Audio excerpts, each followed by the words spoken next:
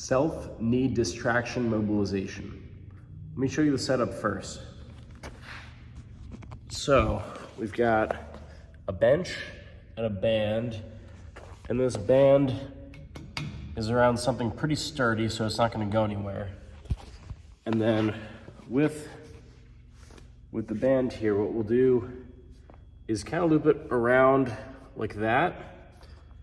And that is what your foot is gonna go into. Hang on a second.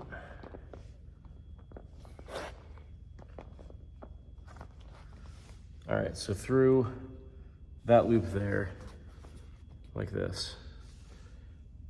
All right, let me get myself into position. I'll show you how to do it.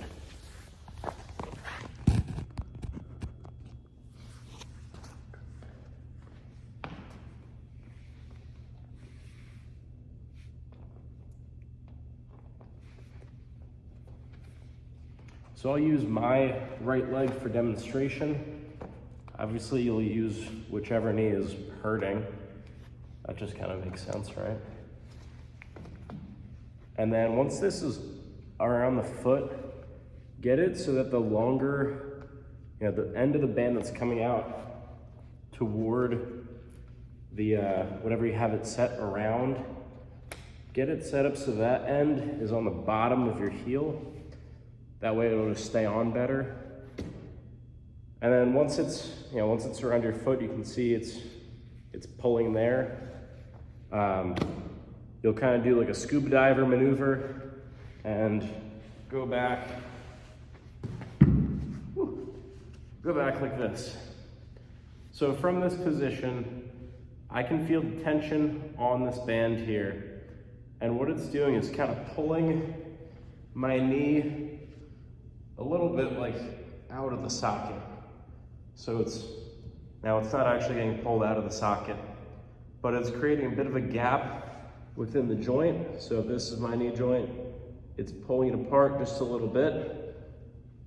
That's gonna help take pressure off the joint, helps decompress it, and it's also gonna give you a bit of a stretch on the various structures within the joint. Get some synovial fluid moving around.